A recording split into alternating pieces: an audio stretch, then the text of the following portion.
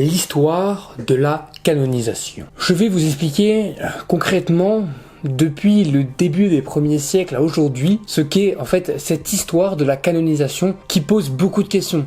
Que ça soit avec récemment Carlos Acutis, ou bien il y a certaines années avec Saint Jean-Paul II, Sainte Mère Teresa, bref, des saints qui ont été canonisés au cours du 21e siècle et du 20e siècle. En fait, l'histoire de la canonisation, elle commence au 1er siècle, avec notamment les premiers chrétiens. À cette époque, en fait, les saints étaient principalement des martyrs, c'est-à-dire en fait des personnes qui étaient tuées à cause de leur foi. Ces martyrs en fait étaient spontanément vénérés par les communautés locales. Leur courage et leur dévotion en fait étaient tout simplement des sources d'inspiration pour tous les autres croyants de cette communauté. La vénération en fait des premiers saints n'avait pas forcément besoin d'approbation officielle comme on a aujourd'hui avec le diocèse, avec le Vatican. Il n'y avait pas tout cela. En fait, elle reposait sur le respect et l'admiration des fidèles locaux. Puis il y a eu une deuxième période, celle en fait du Moyen Âge. En fait, avec l'expansion du christianisme et la diversification des communautés chrétiennes, l'Église a commencé à chercher différents moyens pour réguler la vénération des saints, pour éviter en fait certains abus et certaines erreurs. Dès le Xe siècle, les évêques locaux prirent en fait l'initiative de mener des enquêtes comme on a aujourd'hui, alors en moins approfondi, sur la vie des personnes proposées pour la vénération, en fait afin de s'assurer de leur sainteté.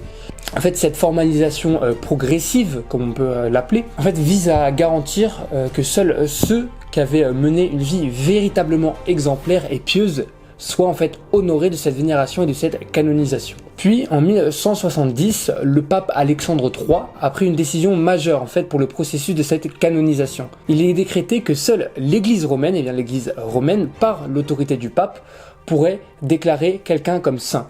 Et donc en fait à partir de 1170, les saints sont obligés d'être reconnus par le Vatican. En fait, cette décision, elle a tout simplement permis en fait d'uniformiser le processus et d'éviter en fait de nombreuses divergences locales. Puis, enfin, on arrive en fait sur la période moderne, c'est-à-dire du XIIIe au XXe siècle environ. En fait, au XIIIe siècle, la procédure de canonisation, en fait, elle est devenue beaucoup plus formalisée. En fait, en 1588, le pape Sixte V a créé la Congrégation des rites. En fait, c'est une institution qui était en fait chargée de superviser les causes des canonisations. Donc cette congrégation, en fait, elle avait donc pour mission déjà en fait tout simplement de centraliser et de systématiser en fait le processus.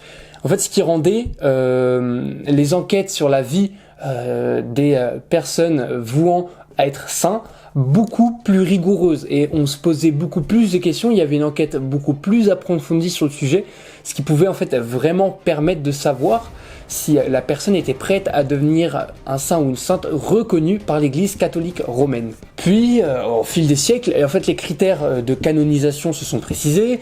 Il fallait prouver non seulement que la personne en fait avait mené une vie vertueuse et exemplaire, mais aussi que des miracles s'étaient produits, ce qu'il n'y avait pas avant. Donc il y a en fait des miracles en son intercession.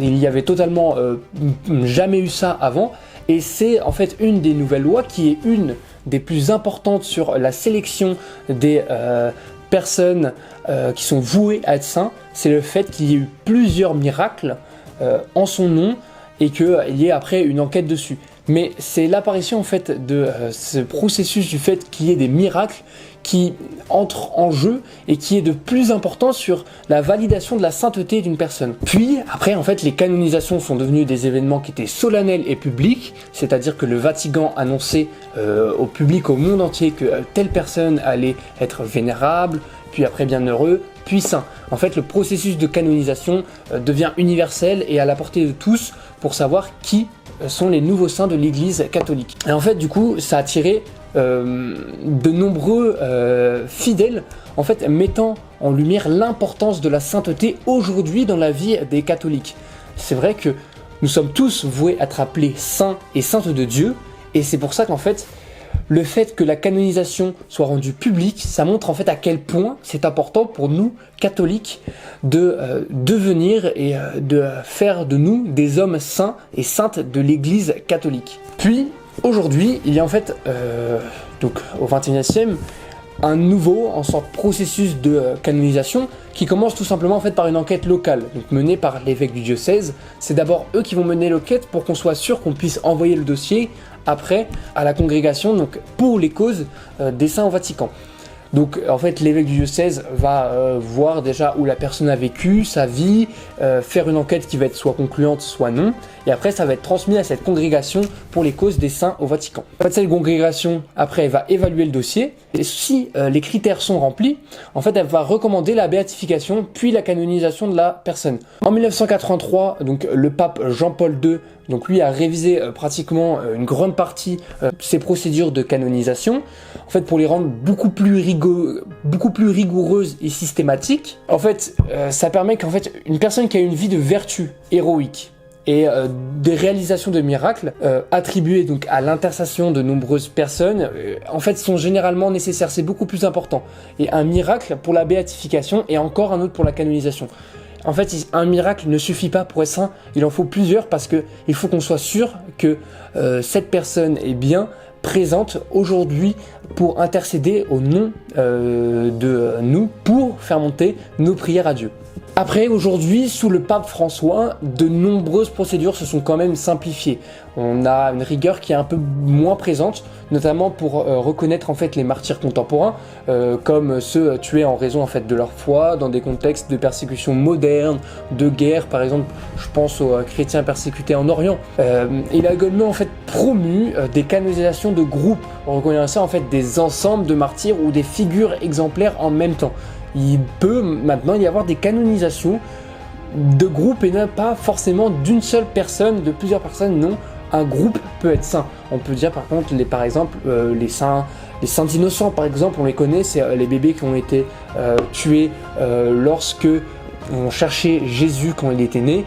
On a tué pratiquement tous les enfants de moins de 3 ans et on les appelle en fait les saints innocents.